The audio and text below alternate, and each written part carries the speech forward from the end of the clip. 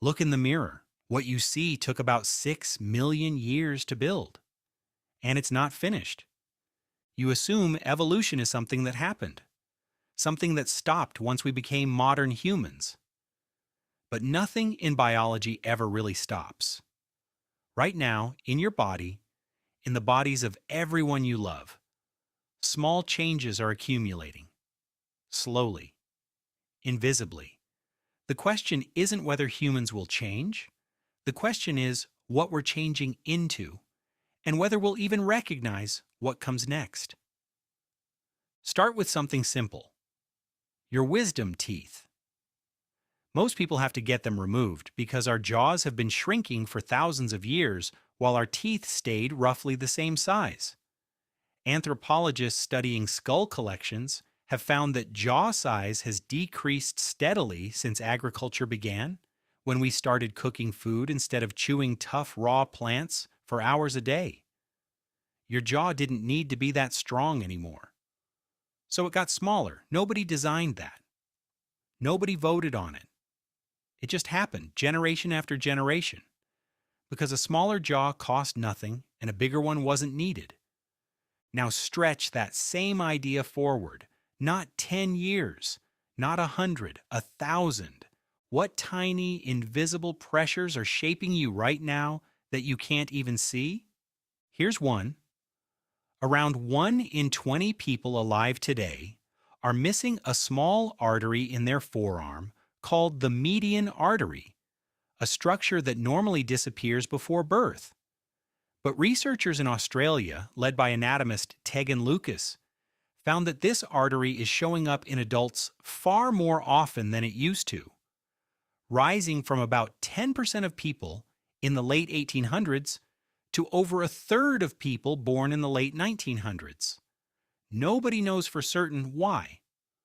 One theory is that our diets and health have changed enough that traits which used to fade away now survive into adulthood.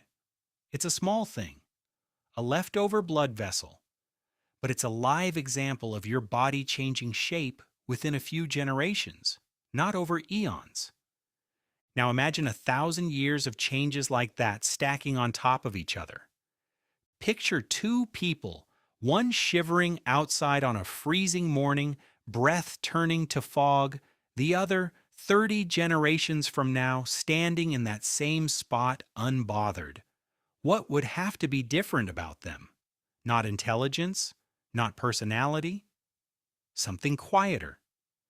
Something in the genes that regulate body temperature, shaped slowly by whichever bodies survived cold snaps well enough to have children who did too. This is the strange truth about evolution. It doesn't care about you as an individual. It only cares about which patterns get passed on. And for most of human history, the patterns that got passed on were the ones that helped you survive childbirth, disease, famine, and violence. But here's where it gets genuinely strange. That pressure hasn't gone away. It's changed shape.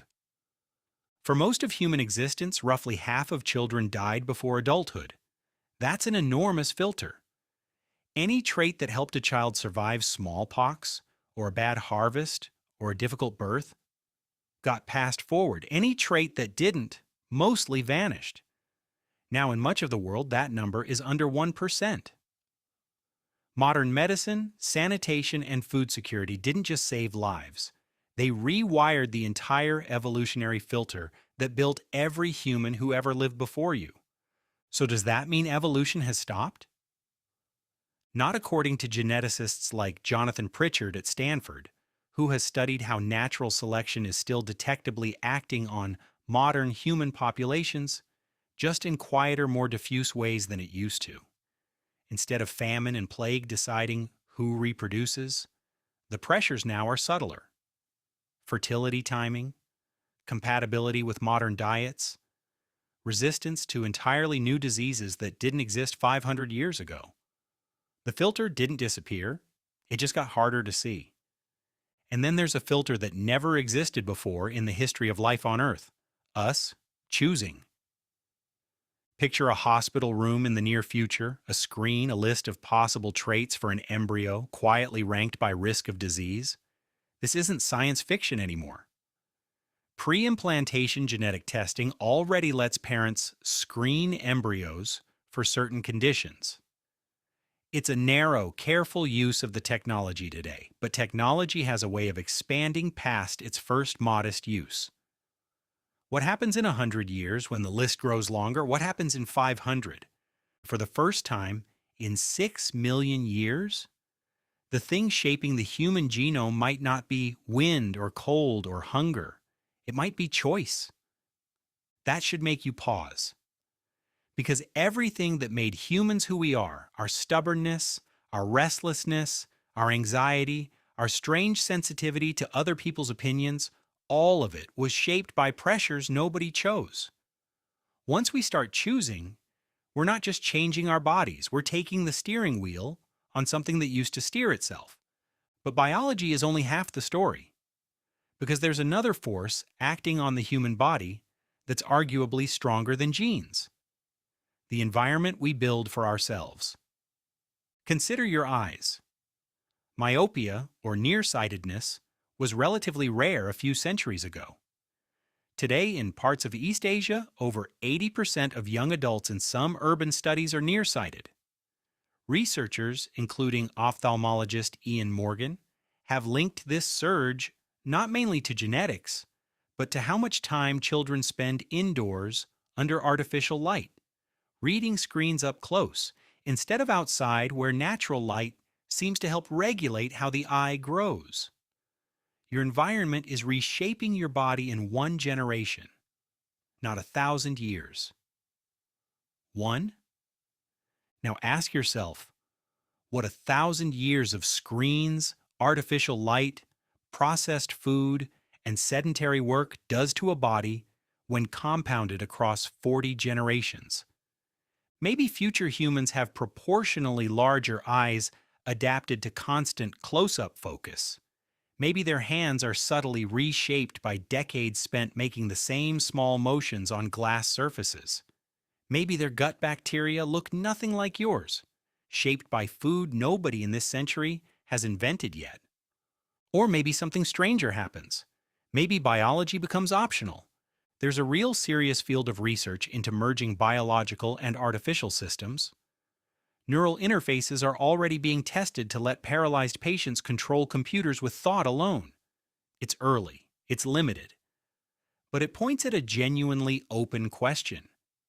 If 1,000 years from now, parts of human cognition or perception are routinely extended by technology fused directly into the body, what does human even mean anymore? Is the boundary of your body still your skin? Or does it become whatever loop of biology and machine keeps your mind running? Here's the part that should unsettle you a little. We tend to imagine future humans as some kind of finished, upgraded version of us. Taller, smarter, smoother skin, bigger eyes, like a movie poster. But real evolution has never worked that way. It doesn't move toward a goal. It just responds to whatever pressure is currently pushing hardest. 6 million years ago, nothing about our ancestors looked like it was on its way to becoming us. It was just responding, generation after generation, to whatever the world demanded that week. So the honest answer to what humans will look like in 1,000 years isn't a picture. It's a set of pressures. Isolation and connection, mediated entirely through screens. Diets almost nobody today would recognize. Childbirth and child rearing increasingly assisted, monitored, and eventually edited by technology. Climate conditions in places that are currently uninhabitable, or the abandonment of places that are habitable now. Selection, in other words, but rerouted through choices instead of chance. Go back to that mirror. The face looking back at you isn't a finished product. It's a single frame in a very long, very slow film that started before written language and hasn't stopped rolling. Your children's children's children, 1,000 years down that same reel, might have bodies shaped by pressures you'll never experience. Constant digital light, altered climates, foods engineered rather than grown, choices made in labs rather than left to chance. They might not look radically different. Evolution is usually slower and stranger than science fiction imagines, but somewhere in that future face, in the shape of an eye adapted to screens, in a jaw a little smaller than yours, in genes nudged deliberately instead of left to luck, there will be a quiet signature of everything you did and didn't do today. Look in the mirror one more time. You're not looking at a human. You're looking at a moment,